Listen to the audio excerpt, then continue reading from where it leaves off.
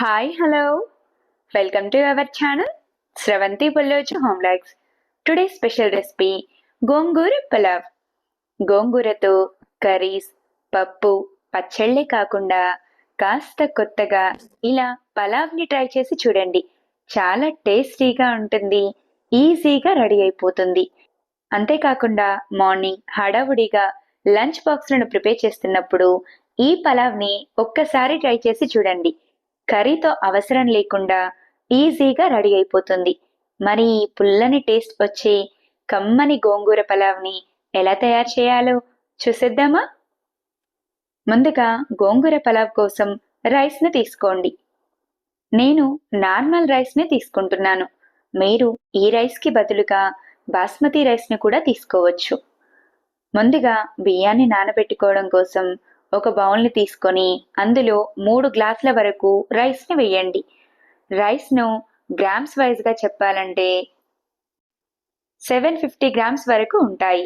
ఇలా తీసుకున్న రైస్ మునిగేంత వరకు వాటర్ని పోసి 1 నుంచి 2 సార్లు శుభ్రంగా కడగండి. ఇలా రైస్ని చక్కగా కడిగిన తర్వాత మళ్ళీ రైస్ మునిగేంత వరకు వాటర్ని పోసి బౌల్పై మూతను పెట్టి అరగంట పాటు పక్కన పెట్టండి.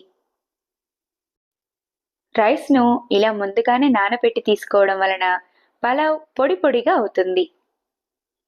పలావ్ని ప్రిపేర్ చేయడం కోసం స్టవ్ వెలిగించి కాస్త వెడల్పుగా ఉన్న బౌల్ను పెట్టుకొని 1/2 కప్పు వరకు ఆయిల్ని పొయ్యండి. ఆయిల్ పోసిన తర్వాత మీడియం సైజ్గా ఉన్న 2 ఆనియన్స్ని తీసుకొని సన్నని పొడవు ముక్కల్లా కట్ చేసి మంచి గోల్డెన్ కలర్ వచ్చేంత వరకు స్టవ్ని హై ఫ్లేమ్లో ఉంచి కలుపుతూ ఫ్రై చేయండి. గోంగూర పలావ్లో ఫ్రైడ్ ఆనియన్స్ వేయడం వలన పలావ్ టేస్ట్ చాలా బాగుంటుంది. కాబట్టి తప్పకుండా ఈ ప్రాసెస్ని అస్సలు స్కిప్ చేయకండి. ఇలా ఆనియన్స్ మంచి గోల్డెన్ కలర్ రాగానే ఆయిల్ రాకుండా ప్లేట్లోకి తీసుకోండి. ఆనియన్స్ని ఫ్రై చేసుకున్న తర్వాత అదే ఆయిల్లోనికి మీడియం సైజ్గా ఉన్న ఆనియన్ను చిన్న ముక్కలుగా కట్ చేసి వేయండి. ఆనియన్ వేసిన తర్వాత మీ ఇంట్లో అందుబాటులో ఉన్న మసాలాలను యాడ్ చేసుకోండి. నేను 4 లవంగ, 3 ఇలాచి, 2 ఇంచుల దాల్చిన చెక్క, 3 బగారా ఆకులను వేసుకున్నాను. మసాలాలు వేసిన తర్వాత 1 టీ స్పూన్ జీలకర్ర, పొడవు ముక్కలుగా కట్ చేసిన 5 నుంచి 6 పచ్చిమిర్చి తరుగు, మీడియం సైజ్ ముక్కలుగా కట్ చేసిన 2 టమాటాలను వేసి పోపు కలిసేలా బాగా కలపండి. పోపు చక్కగా కలిసిన తర్వాత 3 రెమ్మల కరివేపాకును వేసి కరివేపాకు కూడా కాస్త క్రిస్పీగా అయ్యేంత వరకు కలుపుతూ ఫ్రై చేయండి.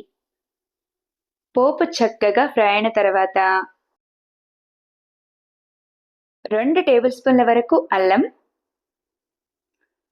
1 స్పూన్ పసుపు వేసి అల్లం పచ్చివాసన పోయేంత వరకు కలుపుతూ ఫ్రై చేయండి.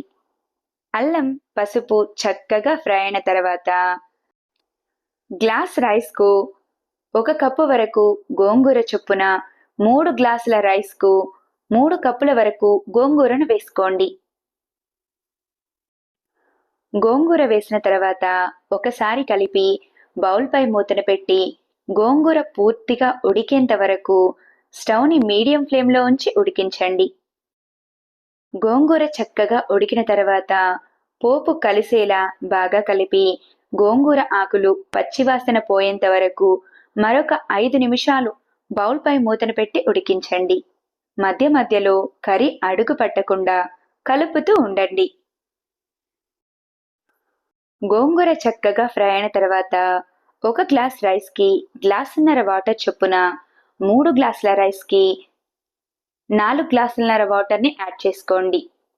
వాటర్ వేసిన తర్వాత రుచికి తగినంత సాల్ట్ను వేయండి. నేను 3 స్పూన్ల వరకు సాల్ట్ను వేసుకున్నాను. మీరు వాటర్ని టేస్ట్ చేసుకుంటూ మీ టేస్ట్ను బట్టి సాల్ట్ని యాడ్ చేసుకోండి.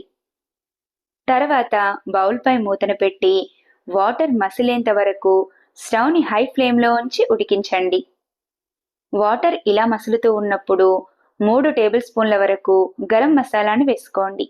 గరం మసాలా వేసిన తర్వాత కూడా మరొక 2 నిమిషాలు వాటర్ని మసలనివ్వండి. వాటర్ ఇలా చక్కగా మసిలిన తర్వాత ముందుగానే నానబెట్టి తీసుకున్న రైస్లోని ఎక్స్ట్రా వాటర్ అంతా తీసేసి రైస్ని మాత్రమే వడకట్టి వేసుకోండి.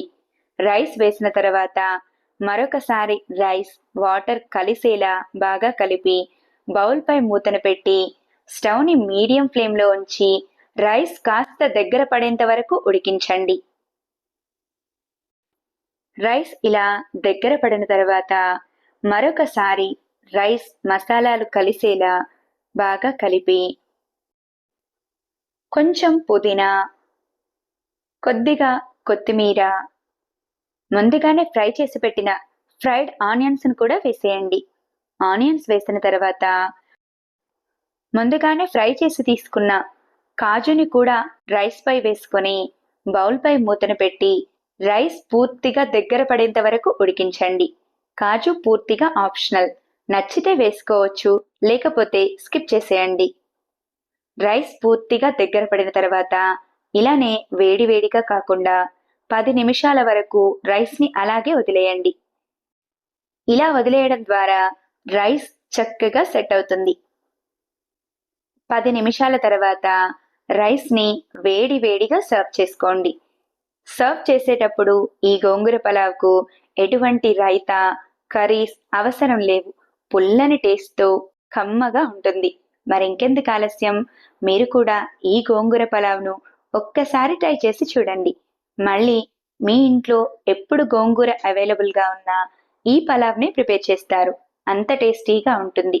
ఎంతో టేస్టీగా ఉండి గోంగూర పలావ్ను ఎలా ప్రిపేర్ చేయాలో చూశారు కదూ. ఇలా రెడీ అయిన పలావ్ను సన్నగా చాప్ చేసిన ఆనియన్స్తో సర్వ్ చేసుకోండి. నా వీడియో కనుక మీకు నచ్చినట్టయితే లైక్ చేయండి. ఇలాంటి మరెన్నో ఇంట్రెస్టింగ్, టేస్టీ, హెల్దీ రెసిపీస్ కోసం నా ఛానల్ని సబ్స్క్రైబ్ చేయండి. ఈ గోంగూర పలావ్ను మీరు కూడా ట్రై చేసి ఎలా వచ్చిందో తప్పకుండా కామెంట్ చేయండి. Thanks for watching.